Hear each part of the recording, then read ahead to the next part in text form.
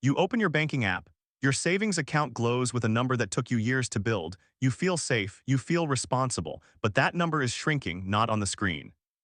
In the real world, and you had no idea it was happening, you were taught to save. Your parents told you to save. Your teachers told you to save. Put money away, don't touch it, watch it grow.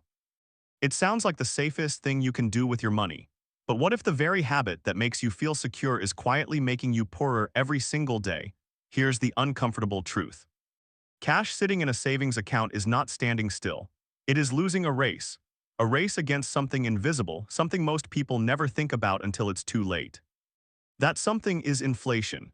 And once you understand how it actually works, you will never look at your bank balance the same way again. Let's go back to the beginning. Money was never meant to be a perfect store of value. It was meant to be a tool, a way to trade your labor for someone else's goods without having to carry around chickens or bags of grain. For most of history, money was tied to something physical. Gold, silver, something that couldn't simply be created out of thin air, but that changed. In 1971, the United States severed the last thread connecting the dollar to gold. Suddenly, money wasn't backed by a fixed, scarce resource anymore. It was backed by trust. Trust in a government, trust in a central bank, trust that the number printed on a bill actually meant something. And once that thread was cut, the supply of money could expand almost without limit. Do you see where this is going? When more money enters an economy, but the amount of stuff to buy doesn't grow at the same pace, prices rise. Not because goods became more valuable. Because the money became less valuable. Economist Milton Friedman put it simply, inflation is always and everywhere a monetary phenomenon.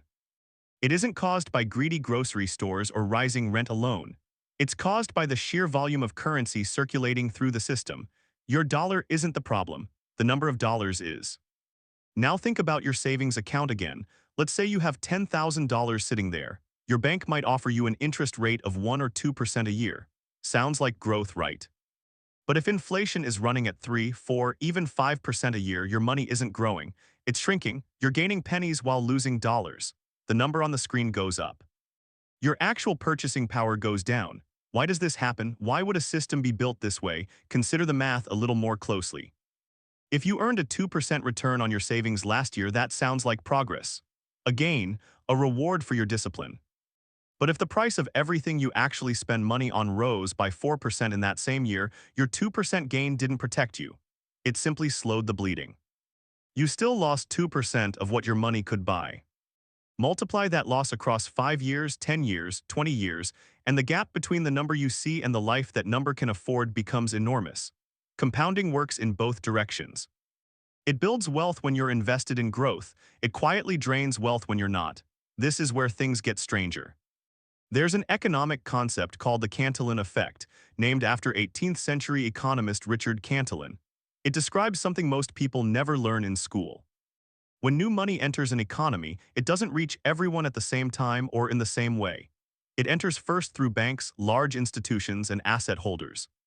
By the time it trickles down to your paycheck, prices have already started rising.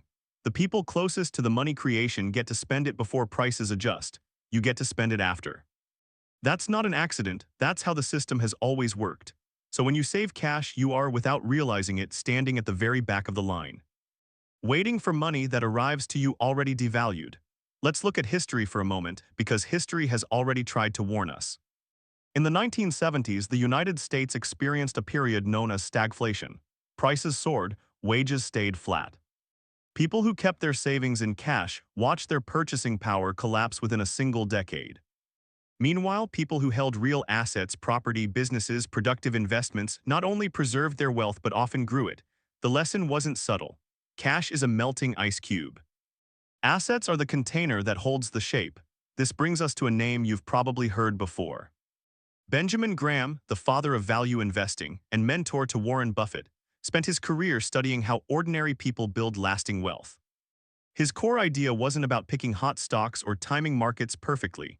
It was about understanding that money left idle doing nothing is money exposed to risk. Not the dramatic risk of losing it all in one moment. The quiet risk of losing a little bit of it every single day.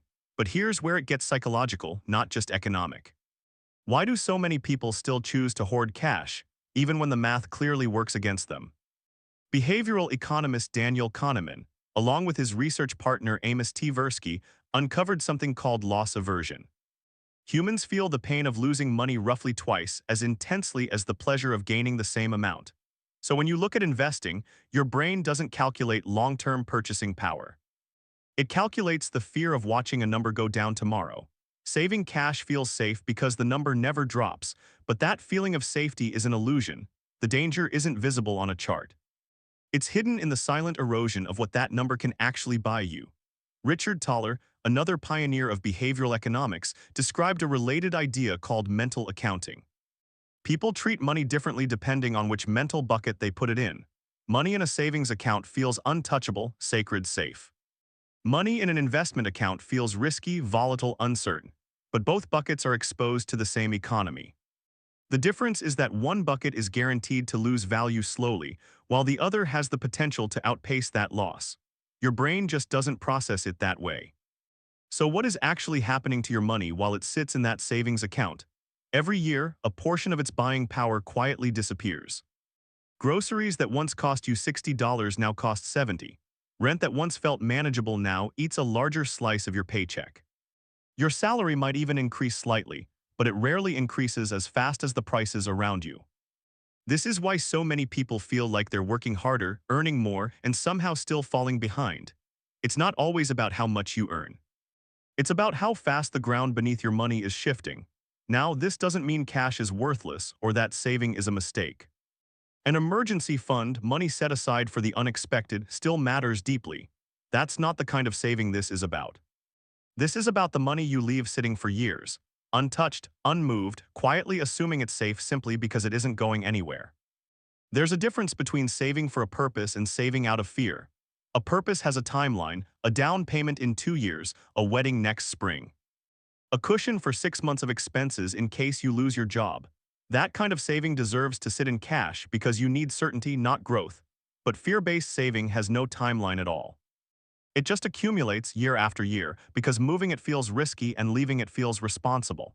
The irony is that leaving it is the riskier choice. It just doesn't feel that way because the loss never shows up as a single dramatic moment. It shows up as 1,000 tiny moments, spread out so quietly across years that you barely notice until you compare where you are now to where you thought you'd be. The real shift happens when you start thinking like an owner instead of a holder. Owning a small piece of a productive business, real estate that generates income, or assets that grow alongside the economy, means your money is participating in the very system that's causing inflation in the first place, instead of standing helplessly in front of it. Think about what actually gets more expensive over time: homes, stocks, land, businesses. These are the very assets that absorb newly created money first, long before that money trickles down to your paycheck. This is the Cantillon Effect again, quietly playing out in real time. When you own a piece of those assets, rising prices don't just threaten you. They work in your favor, your house appreciates, your shares grow. Your stake in a business increases in value right alongside the same inflation that was eating away at your cash. The system doesn't punish everyone equally. It punishes people who hold cash and rewards people who hold assets. That single distinction explains an enormous amount of the wealth gap that exists today. Think about the 2008 financial crisis for a moment. Trillions of dollars were injected into the economy to stabilize the system. Prices of homes and stocks initially crashed, terrifying anyone holding assets. But over the following decade, as that new money worked its way through the economy, asset prices didn't just recover. They surged, far outpacing the growth of the average paycheck. People who stayed invested through the chaos ended up in a fundamentally different financial position than people who pulled everything into cash out of fear. Fear felt rational in the moment. But fear in this case was expensive.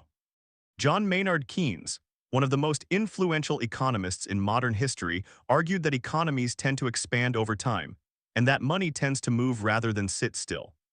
He famously suggested that waiting indefinitely for the perfect, risk-free moment to act is itself a kind of risk. Sitting still doesn't protect you from the passage of time. It simply lets time make the decision for you. So the next time you check that number in your banking app, ask yourself something different. Not how much do I have, but what will this actually be worth to me 5 years from now, 10 years from now? Because the number itself isn't lying to you. It's simply telling you a story that leaves out the most important variable: what that number can actually buy. Your paycheck lands the same day it always does. Your bank balance still glows on the screen, familiar, comforting, unchanged. But now you know what's really happening underneath it. The safest number you've ever seen has quietly been the most dangerous one all along.